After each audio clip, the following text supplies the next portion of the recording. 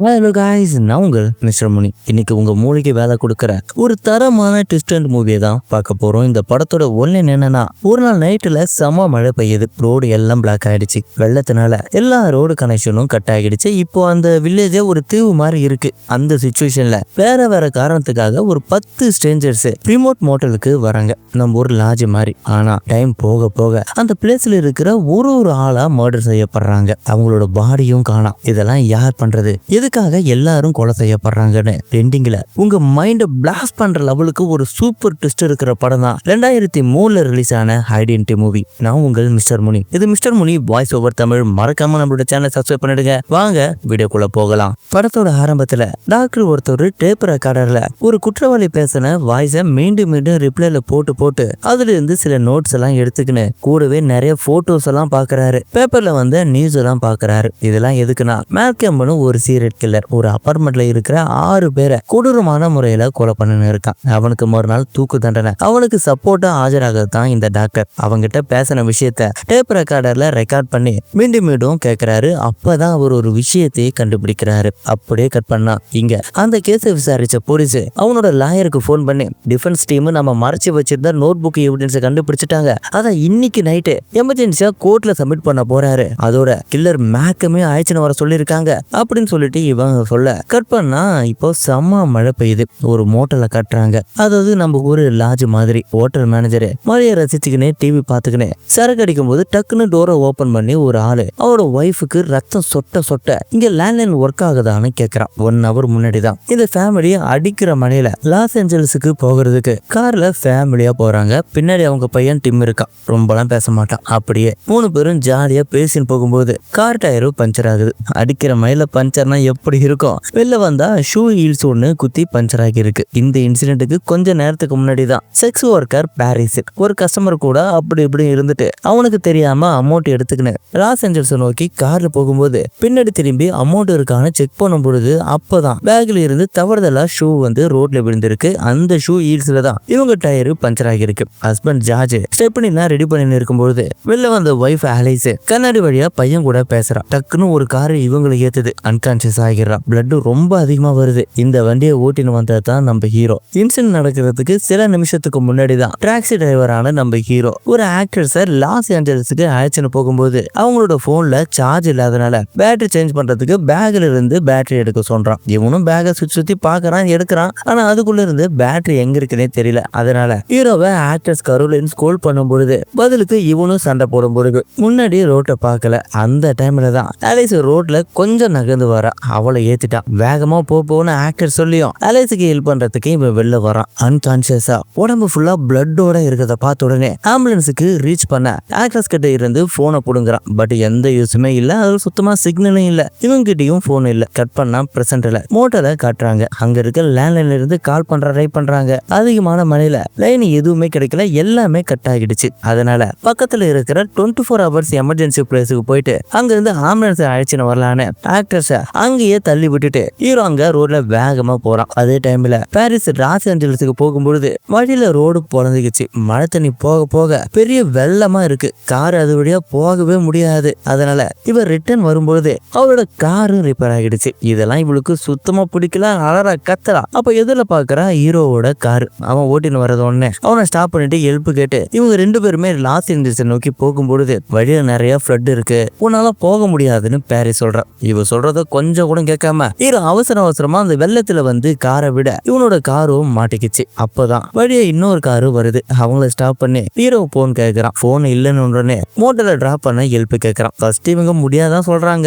அதுக்கப்புறம் ஒத்துக்கிறாங்க. இவங்க நேம் தான் லூயி அண்ட் ஜின்னி. இப்பதான் மேரேஜ் ஆகிருக்கு. இருந்தாலும் பாரிஸை பார்த்த உடனே லூக்கு ஒரு மாதிரி ஆகிடுறான். இங்க ஹோட்டல் மேனேஜர் கிட்ட ஆக்ட்ரஸ் காஸ்ட்லியான ரூம் கேட்கறான். அவளை பாக்குறான். அவளோட பர்ஸை பாக்குறான். பர்ஸ்ல நிறைய பணம் இருக்கு. அதோட இவனும் சமாளிக்கா இருக்காளா. அந்த மோட்டல்லயே ரொம்ப காஸ்ட்லியான 10ஆம் நம்பர் ரூம் கீயை வந்து அவளுக்கு கொடுக்குறான். அப்ப வெளியில காரில் ஹீரோ பாரிஸ் கப்புள்னு 4 பேரும் வராங்க. ரோடெல்லாம் க்ளோஸ் ஆகிடுச்சு. போன் சுத்தமா இல்ல. மாறிதான் ஹெல்ப் கேட்கணும்னு சொல்லிட்டு ஆலிஸ் கிட்ட நம்ம ஹீரோ போறான். அவளுக்கு அடிப்பட்ட மயக்கத்துல அவ ரொம்ப சார்ந்து இருக்கா. அது மட்டும் இல்லாம அவரோட கழுத்துல இருந்து நிறைய பிளட் வருது. அதை ஸ்டாப் பண்றதுக்காக ஊசி நூல் கொண்டு வரதுக்கு ஹீரோ போறான். இங்க கப்புள் 2 பேருமே ரூம் நம்பர் 6க்கு போறாங்க. வேகமா க்ளோஸ் பண்ணும்போது அது ஷேக் ஆகி 9 ஆகிடுச்சு. இங்க ஹீரோ ஸ்டிச்சிங்கு தேவையான பொருள்லாம் எடுக்கும் பொழுது ஒரு போலீஸ்கார் வர அதுக்குள்ள இருந்து ஒரு போலீஸும் அவன் கூடவே ஒரு கைதியும் இருக்கான். அவனோட வாழ்க்கை டாக்ல இருந்து எமர்ஜென்சிக்கு ட்ரை பண்றாங்க. அப்பயும் கனெக்ட் பண்ண முடியல. இருந்தாலும் கிடைச்ச ஊசி நூல்லாம் வச்சு பக்கவான ஒரு ஸ்ட்ரெச்சிங் போடுறான். அப்பதான் சொல்றான் இவன் எக்ஸ் போலீஸ்னு.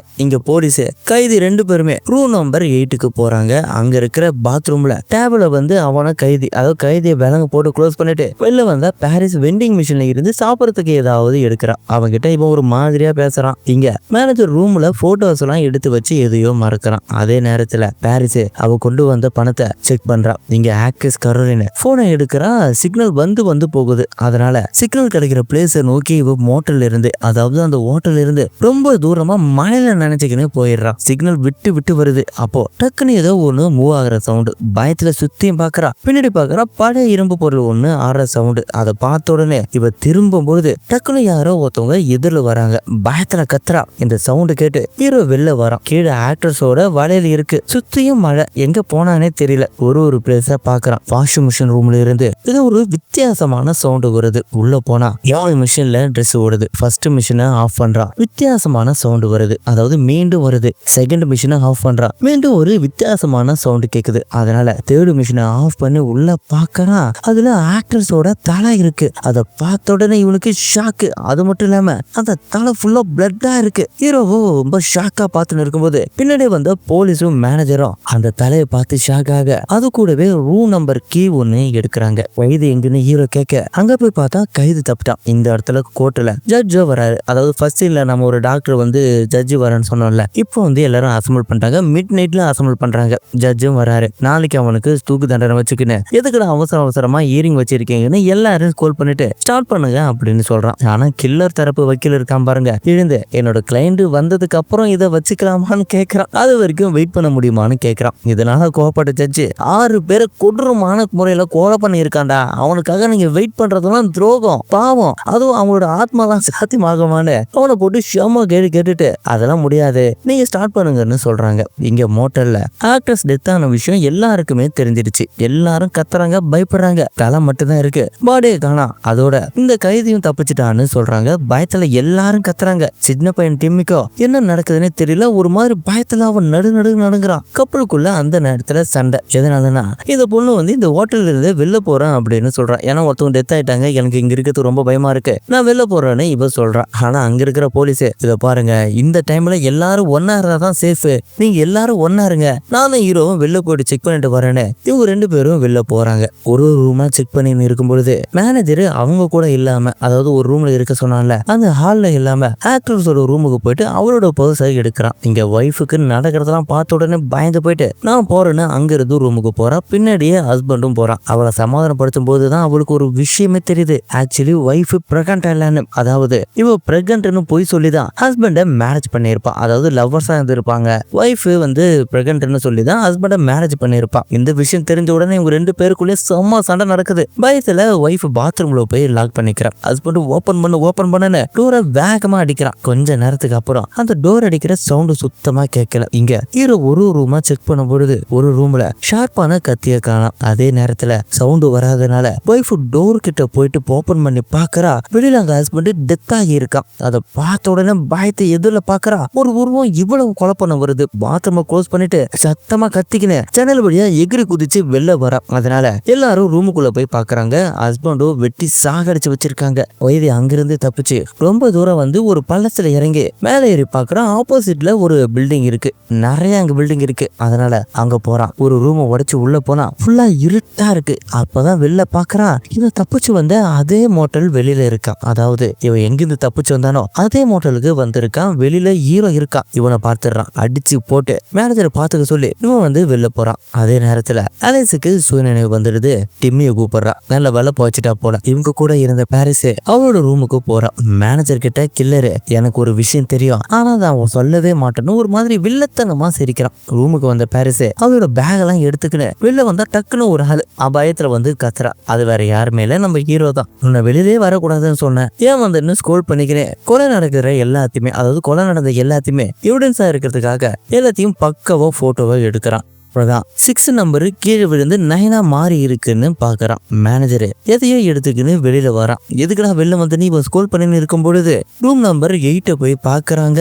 அங்க நம்ம கைது இருக்கான்ல, அவனை யாரோ கொலை பண்ணி வச்சிருக்காங்க. அதை பார்த்த உடனே போலீஸ் செம கோவப்பட்டு மேனேஜர் தான் கொலை பண்ணி இருப்பானு அவனை அடிச்சு கையில இருந்த பெட்டியை வாங்கி பார்த்தா ஆக்ட்ரஸோட பஸ் இருக்கு, உள்ள கட்டு கட்டா பணம் இருக்கு. இதெல்லாம் பார்க்கும்போது நீ தானே கொலை பண்ண, ஏன்டா கொலை பண்ணன்னு போலீஸ் கேட்கறான். நான் பண்ணலன்னு மேனேஜர் எவ்வளவு சொல்லியும் இவங்க வந்து கேட்காதனால டக்குன்னு கத்தியை வச்சு பாரிஸோட கழுத்துல வச்சு தப்பிக்க பின்னாடி போறான். அப்போ ஃப்ரீசர்ல இருந்து ஒரு டெட் பாடி கீழே விழுது. Oh my God. அப்ப இவன் தான் கில்லரா? இந்த குழப்பத்துக்கு நடுவுல இதை யூஸ் பண்ணி மேனேஜர் தப்பிச்சு காரை ஸ்டார்ட் பண்ணிட்டு வேகமா போறான். இதுல டிம்மி அங்க இருக்கா. அவனை காப்பாத்துறதுக்காக ஃபாதர் ஜார்ஜ் டிம்மியை தள்ளி விட கார் இவன் மேல ஏத்திடுச்சு. ஜார்ஜ் அங்கேயே டெத் ஆகிட்டான். சோட்ல கில்லருக்கு மல்டி பர்சனாலிட்டி டிசார்டர் இருக்கு. அது எங்களுக்கு இப்பதான் தெரிஞ்சிருக்கு. அவர் எழுதுனா பர்சனல் நோட்ஸ் இதுதான். இதுல மல்டிபிள் பர்சனாலிட்டி இருக்கிறதுனால டிஃப்ரெண்ட் ஹேண்ட் ரைட்டிங் இருக்குன்னு சொல்லிட்டு டாக்டரை பேச சொல்றான். அவரும் இருந்து ஒரு ஆளுக்குள்ள பல பேர் இருப்பாங்கன்னு சொல்லும் பொழுது அந்த பிளேஸுக்கு மேக்கம் என்ற சைக்கோ கில்லர் வரான். அவனோட கை காலை எல்லாமே கட்டி போட்டு இருக்கு. அந்த நேரத்துல அவங்க அழிச்சுன்னு வரான். இதெல்லாம் பார்க்கும் பொழுது டைரக்டர் சங்கரோட அன்னியன் மூவி தான் உங்களுக்கு ஞாபகம் வரும். எனக்கு என்னமோ இதுல இருந்தா சுட்டு இருப்பான்னு தெரியுது. சரி, ஓகே, நம்ம இப்போ கதைக்குள்ள போலாம். மோட்டல்ல மேனேஜரை கட்டி போட்டுட்டு எதுக்குள்ள கொலை பண்ணன்னு கேக்குறாங்க. அப்போ மேனேஜர் சொல்றான், நான் ஒரு கொலை பண்ணல, லாஸ் ஏஞ்சல்ஸ்ல எல்லாத்தையும் லாஸ் பண்ணிட்டு எம்டியா நான் இந்த ஹோட்டலுக்கு வந்தேன். ஃப்ரிட்ஜ்ல இருந்த ஆளு டெஸ்க்ல சாஞ்சு இருந்தாரு. செக் பண்ண பார்த்தா அவரு டெத் ஆகிட்டாரு. இங்க யாருமே இல்லாதனால போனும் ஒர்க் ஆகுறதுனால அவரை புதுவை பண்ணி ஃபேமிலிக்கு யூஸ் ஆகணும் தான் ஃப்ரிட்ஜ்ல வச்சுட்டு ரிலாக்ஸா ஆகும்போது தான் டக்குன்னு நீங்க வந்தீங்கன்னு உண்மையை சொல்றான். ஆனா மேனேஜர் சொல்றத யாருமே நம்பல. ஆனா பாரிஸுக்கு மட்டும் இதுல ஏதோ ஒரு உண்மை இருக்குன்னு தோணுது. அப்போ ஒய்ஃப் சொல்றா, ஒருவேளை இந்த பிளேஸ் பர்னர் கிரவுண்டா இருக்கலாம். அதாவது 100 வருஷத்துக்கு முன்னாடி இந்த இடம் தண்ணி இல்லாம நிறைய பேர் டெத் ஆகிட்டாங்க. ஆனா இப்போ நிறைய மழை பெய்யுது. ஒருவேளை அவங்க டெத்தான எல்லாருமே ஸ்பேயா வந்து இருக்கலாமா அப்படின்னு ஒய்ஃப் சொல்ல போலீஸ் இதெல்லாம் சுத்தமா நம்பல. மேனேஜரை தான் வந்து எல்லாரையும் கொலை பண்ணா, எனக்கு நல்லா தெரியும், கண்ணை மூடி நான் சொல்றேன், அவன் தான் வந்து கொலை பண்ணா, அவன் தான் கில்லர்னு இவன் ரொம்ப ஸ்ட்ராங்கா சொல்றான். அப்ப மீண்டும் ஒய்ஃப், நமக்குள்ள ஏதோ ஒரு காமனான விஷயம் இருக்கும், அதனாலதான் நாம எல்லாரும் இங்க ஒன்னா சேர்ந்து இருப்போம், நான் படத்துல நிறைய பார்த்து இருக்குன்னு சொல்றான். அப்ப எல்லாரும் அவங்க போற பிளேஸ் சொல்றாங்க. எல்லாருமே லாஸ் ஏஞ்சல்ஸ் டிஃப்ரெண்ட் பிளேஸுக்கு தான் போறாங்களே தவிர எல்லாருமே ஒரே பிளேஸுக்கு போகல. இந்த டைம்ல ஆலிஸும் டெத் ஆகிட்டா. பக்கத்துல 6 நம்பருக்கு இருக்கு. பார்த்த உடனே ஜார்ஜ் பாடி பிளேஸுக்கு போறாங்க. அவன் பக்கத்துல 7 நம்பருக்கு இருக்கு. Oh my God. அப்ப படம் போக போக செம்ம இன்ட்ரெஸ்டிங்கா போகுது. உள்ள இருந்து மேனேஜர், நான் கொலை பண்ணலன்னு சொல்றான். ஒய்ஃப் எல்லார்கிட்டையும் இதெல்லாம் பண்ணது மனுஷனே இல்லைன்னு சொல்றான். இதெல்லாம் பார்த்த ஹீரோ பாரிஸ் கிட்ட ஒய்ஃப், பாரிஸ், டிம்மி 3 பேரையும் காரை எடுத்துக்கின்னு அங்கிருந்து போக சொல்றான். ஒய்ஃபும் டிம்மியும் காரை எடுக்க போறாங்க. அதை பார்த்த போலீஸ் அவங்கள ஸ்டாப் பண்றதுக்காக பின்னாடியே ஓடும் பொழுது உடனே கார் பிளாஸ்ட் ஆகுது. பாஸ்டர் போய் கிட்ட போய் பார்த்தா கார் ஃபுல்லா இருந்துடுச்சு. ஆனா உள்ள இருந்த எந்த பாடியுமே இல்ல. ஒருவேளை மெல்ட் ஆகி இருக்குமோன்னு மேனேஜர் சந்தேகமா கேட்க வேகமா போயிட்டு ஜார்ஜை பார்த்தா அவனோட பாடி இல்ல. நெக்ஸ்ட் கைது ரூமுக்கு போனா அங்கேயும் பாடி இல்ல. அடுத்த ஹஸ்பண்ட் ரூமுக்கு போனா அங்கேயும் பாடி இல்ல. ஆக்ட்ரஸோட பாடியும் சுத்தமா இல்ல. கடைசியா அலைஸோட பிளேஸுக்கு போனா அங்கேயும் பாடியே இல்ல. பா என்ன ஒரு த்ரில். இப்ப உயிரோட இருக்கிறது ஹீரோ, மேனேஜர், போலீஸ், பாரிஸ் 4 பேர் மட்டும்தான். இதெல்லாம் பார்த்த பாரிஸ் பயத்துல, ஜெயபத்து என்னோட பர்த்டே, என்னோட ஆசையை என்னோட வீட்டுக்கு போயிட்டு சுத்தி ஆரஞ்சு தோட்டம் வைக்கணும் தான், அது வரைக்குமாவது உயிரோட விடுன்னு கேட்டுட்டு கதறிட்டு அந்த கார்டை ப்ரே பண்ணிட்டு ரூமுக்கு வந்தா ரூம்ல இருக்கிற மத்த 3 பேருக்குமே நெக்ஸ்ட் வீக் 10 தான் பர்த்டே டேட். அது மட்டும் இல்லாம டெத்தான எல்லாரோட ஐடி கார்டையும் செக் பண்றாங்க. அவங்களுடைய பர்த்டே டேட்டும் வந்து சேம் தான், மே 10 தான். அதை பார்த்த உடனே எல்லாரும் ஷாக்கா இருக்கும்போது வெளில இருந்த லைன் கட் ஆகுது, கரண்ட்டும் ஆஃப் ஆகுது. மத்த 3 பேரும் வெளில போறாங்க. ஹீரோ மட்டும் மீண்டும் ஒரு ஐடியும் கார்டை செக் பண்ணும்போது இவங்க எல்லாரோடைய லாஸ்ட் நேமும் ஒரு சிட்டில முடியுது. இவங்க எல்லாருக்குமே இருக்கிற காமனான விஷயம் மே 10ஆம் தேதி பர்த்டே. அது மட்டும் இல்லாம அவங்களோட நேமுக்கு அப்புறம் லாஸ்ட் நேமா ஒரு சிட்டியோட நேம் வருது. இது தெரிஞ்ச உடனே ஹீரோ சின்ன வயசுல இவனுக்கு மட்டுமே தெரிஞ்ச ஒரு போயமா சொல்றான். இப்ப கோர்ட்ல நம்ம ஹீரோ அதே போயமா சொல்றான். புரியல? போக போக உங்களுக்கு புரியும். ஆனா கடைசியில செம்ம ட்விஸ்ட் ஒன்று காத்துன்னு இருக்கு. சோ ஃபுல்லா பாருங்க. கட் பண்ணா கோர்ட்ல டாக்டர் நீ யாருன்னு ஹீரோ பார்த்து கேட்கறான். ஹீரோ எதிர பாக்குறான். நிறைய பேர் இருக்கிறாங்க, லாயர்ஸா இருக்காங்க. அதை பார்த்து ஷாக்காக நீ என்ன ஒர்க் பண்றன்னு டாக்டர் இவங்கிட்ட கேட்க, நான் ஆக்டர்ஸுக்கு டிரைவரா ஒர்க் பண்றேன்னு சொல்லும் பொழுது அன்னைக்கு என்ன நடந்துச்சுன்னு கேட்கறான். மோட்டல்ல நிறைய பேர் டெத் ஆகுறாங்கன்னு சொல்லும் பொழுது கில்லரோட போட்டோவை இவங்கிட்ட காட்டி இவனை பார்த்திருக்கியான்னு கேட்கறான். யாருன்னு நம்ம ஹீரோக்கு சுத்தமா தெரியல. இவன் தான் 4 வருஷத்துக்கு முன்னாடி 6 பேரை கொலை பண்ண கில்லர்னு சொல்லிட்டு சில பாடி பாடியோட அதாவது டெட் பாடியோட போட்டோலாம் காட்டுறாங்க. இவனுக்கு மல்டிபிள் பர்சனாலிட்டி சிண்ட்ரம் இருக்கு அப்படின்னு இவன் சொல்லும் பொழுது இதெல்லாம் ஏன் என்கிட்ட சொல்றீங்கன்னு கேட்கறான். அப்பதான் டாக்டர் ஒரு உண்மையை சொல்லுவாங்க, பாருங்க நீ தான் மேல்கம்னு, உனக்கு தான் அந்த மல்டிபிள் பர்சனாலிட்டி இருக்குன்னு சொல்லிட்டு கண்ணாடியை கொடுக்குறான். அதுல நம்ம ஹீரோவோட ஒரிஜினல் ஃபேஸ் அதாவது கில்லரோட மேல்கமோட ஃபேஸ் தெரியுது. பயத்துல தூக்கி போடுறான். ஹீரோக்கு ஒண்ணுமே புரியல. நீங்க என்னோட ஃபேஸை என்ன பண்ணீங்கன்னு கத்திட்டு பக்கத்துல இருக்க கண்ணாடி பாக்குறான். கில்லரோட மார்க்கமோட ஃபேஸ் தெரியுது. இப்பதான் மார்க்கமோட ஒரிஜினல் ஃபேஸை காட்டுறாங்க. இதுதான்டா இந்த படத்துல நடந்த செம்மையான ட்விஸ்ட். நீங்க போய் சொல்றீங்கன்னு ஹீரோ சொல்ல, உனக்குள்ளதான் அந்த மல்டிபிள் பர்சனாலிட்டி டிசார்டர் இருக்கு. உன்னோட மைண்டுக்குள்ளதான் எல்லாரோடைய கேரக்டர் இருக்கு. நீ தான் எல்லாமே. உன்னோட மைண்டுக்குள்ள இருக்கிறவங்களோட பர்த்டேக்கும் 10 தான், உன்னோட பர்த்டேக்கும் 10 தான் டாக்டர் கேட்கிறாரு. இதெல்லாம் கில்லரான மேல்கமுக்கு நம்பவே முடியல, ஒத்துக்க முடியல. நான் பண்ணல என்னோட நேம் எட்வர்டுன்னு ஹீரோவோட நேம சொல்றான். டக்குன்னு அவனோட மைண்டுக்குள்ள எட்வர்ட வரான். டேம்ல மோட்டர்ல தெரியுது. இங்க பாரிஸ் போலீஸோட காருக்குள்ள போயிட்டு ஏதாவது ஹெல்ப் கிடைக்குமான்னு பார்க்கும்போது வாக்கி டாக்கியோட ஒயர்லாம் அருந்திருக்கு. டேஷ்போர்டுல கைது லிஸ்ட்ல போலீஸோட நேமும் இருக்கு. அதை பார்த்த உடனே இவளுக்கு செம ஷாக்கு. அதுக்குள்ள அதாவது போலீஸோட நேமும் கைதோட நேமும் இருக்கு. இவங்க 2 பேருமே ஒரு கைதி தான். இப்போ பாஸ்ட காட்டுறாங்க. ஒரு போலீஸ் இவங்க 2 பேரையும் லாஸ் ஏஞ்சல்ஸுக்கு அழைச்சுன்னு போகும்போது போலீஸை கொலை பண்ணிட்டு தப்பிச்சு இவங்க இங்க இருக்காங்க. இவ காருக்குள்ள இருக்கிறத போலீஸா நடிச்சிருக்க ஆளு பாத்துறான். அதை பார்த்த உடனே இவன் செம கோவப்பட்டு அவகிட்ட என்ன பண்ண காரோட கீ கொடு, நான் இங்கிருந்து போகணும்னு சொல்லிட்டு இவன் வேகமா சொல்லின்னு இருக்கும் பொழுது டக்குன்னு மேனேஜர் அந்த போலீஸ் அடிச்சு அவனை கீழே தள்ளி விட்டுட்டு ட்ரக்கோட கீயை எடுத்துட்டே இருக்கும்போது போலீஸ் கன்னை எடுத்து மேனேஜரை ஷூட் பண்ணிட்டு பாரிஸை நோக்கி ஷூட் பண்றான். பயத்துல ஒரு ரூம்ல போய் பயந்துக்கிறான். பின்னாடியே போலீஸ் வரான். இவ பயந்து ஓடி போகும்பொழுது ஹீரோ எதிரில வரான். அங்க போகாத அப்படின்னு சொல்லும்போது பாரிஸை சைலண்டா இருக்க சொல்லிட்டு போலீஸை நோக்கி நம்ம ஹீரோ போறான். ஹீரோ பார்த்த உடனே போலீஸ் ஷூட் பண்ண ஹீரோ கன்னை எடுத்து அவனை ஷூட் பண்ண 2 பேருமே மாத்தி ஷூட் பண்ணி டெத் ஆயிடுறாங்க. அதை பார்த்த பாரிஸ் ஹீரோ பார்த்து அலறா, கத்துறா, ஹாஸ்பிட்டல் போகலாம்னு தூக்குறா. ஆனா 1 2 3 அப்படின்னு சொல்லிட்டு அவனை தூக்கும் பொழுது அப்படியே பிரசன்ட்ல மேல்கம் 1 2 3ன்னு பாரிஸ் சொல்றான். மறுநாள் காலையில பாரிஸ் காரை எடுத்துக்கினேன் அந்த மோட்டர் இருந்து தப்பிச்சு அங்கிருந்து அவளோட ஊருக்கே போறா. அப்படியே கட் பண்ணா இங்க பிரசன்ட்ல ஷஜ் இவனோட ஆக்டிவிட்டி இது எல்லாம் பார்த்த உடனே மேல்கம் கில்லரே இல்ல, அவனுக்கு மல்டிபிள் பர்சனாலிட்டி டிசார்டர் இருக்குன்னு தெரிஞ்ச உடனே அவன் அவனுக்கே அறியாம அந்த கொலையை பண்ணியிருக்கான். அதனால அந்த மல்டிபிள் பர்சனாலிட்டி டிசார்டர் போற வரைக்கும் டாக்டரோட கஸ்டடியில சரியாகிற வரைக்கும் இருக்கணும்னு சொல்லிட்டு அவன் தீர்ப்பு எழுதிடுறான். அதனால மேல்கம் ஹாஸ்பிட்டலுக்கு ஆச்சுன்னு போகும்பொழுது ட்ரீம்ல பாரிஸ் அவன் நினைச்ச மாதிரியே ஆரஞ்சு கார்டெல்லாம் வச்சு ஜாலியா வண்டி சுத்தி பார்த்துக்கினே அவளோட ஹவுஸுக்கு போறான். அன்னைக்கு எதர்ச்சியா ஒரு பிளேஸ் நோண்டும் பொழுது அதுல ஹோட்டல் ரூமோட கீ இருக்கு. அதுல 1ன்னு இருக்கு. பயந்து போயிட்டு எதிரில பாக்குறா. கில்லர் எதிரில இருக்கான். அது வேற யாருமே இல்ல, அந்த சின்ன பையன் டிம்மி தான். பா என்ன ஒரு ட்விஸ்ட். அப்படியே ட்விஸ்ட் மேல ட்விஸ்ட் கொடுத்து நம்மள கதைக்காரங்க வைக்கிறாங்க. அப்ப எல்லா கொலையும் பண்ணது நீதான் அப்படின்னு சொல்லிட்டு பாரிஸ் கேட்க பாஸ்ட்ல காட்டுறாங்க. இம்மி ஒரு ஆளா எய்ம் பண்ணி பிளான் போட்டு அங்க இருக்கிற எல்லாரையும் அவன் கொலை பண்றான். அப்படியே இங்க என்ன கொலை பண்ணாத ப்ளீஸ் வேணான்னு பாரிஸ் கெஞ்சி கேட்டுனே இருக்கும் பொழுது அதே விஷயத்த மேல்கமும் பிரசன்டரா சொல்றான். என்ன ஆச்சுன்னு doctor car back door open பண்ணி பார்க்கும் பொழுது எப்படி உன்னை உயிரோட விட முடியும்னு டிமி பாரிஸ கத்தியால குத்துறான். அதே மாதிரி லைவ்ல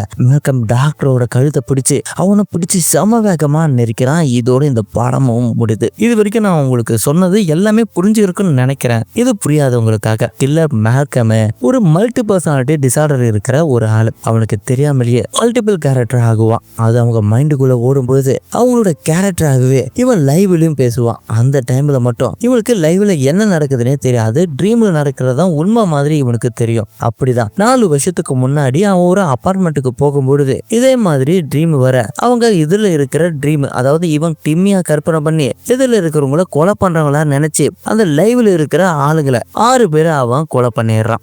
லாஸ்டா இருக்கிற ஆளை இவன் கொலை பண்ணும் பொழுது டாக்டரையும் சேர்த்து கொலை பண்ணிருப்பான். சோ அவன் அப்ப ட்ரீம்ல இருந்திருக்கான். டிம்மியா தானே நினைச்சு இதுல இருக்கிற டாக்டர் பாரிஸ் நினைச்சு அவளை கொலை பண்ணிருப்பான். இதுல மோசமான விஷயம் என்னன்னா மத்த கேரக்டருக்கு வேற கேரக்டர் பத்தி சுத்தமா தெரியாது. இது மாதிரிதான் நம்மளுக்குள்ள 10 கேரக்டர் இருக்குன்னு மேல்கமுக்கே தெரியாது. இதெல்லாம் சொல்லிதான் டாக்டர் கில்லர் மேல்கம் டெத் சென்டென்ஸ்ல இருந்து காப்பாத்தி ஹாஸ்பிட்டலுக்கு அழைச்சுன்னு போயிருப்பாரு. ஆனா கடைசியா அவரையே இவன் கொலை பண்ணிருப்பான். இந்த படம் உங்களுக்கு புரிஞ்சிருக்குன்னு நினைக்கிறேன். இந்த படம் உங்களுக்கு பிடிச்சிருந்தா மறக்காம லைக் கமெண்ட் ஷேர் பண்ணுங்க. இதெல்லாம் வர எங்களோட யூடியூப் சேனலை சப்ஸ்கிரைப் பண்ணலாம். மறக்காம சப்ஸ்கிரைப் பண்ணிடுங்க. நன்றி, வணக்கம். நாளை வீடியோ நம்ம மீண்டும் சந்திக்கலாம். Tata, bye by.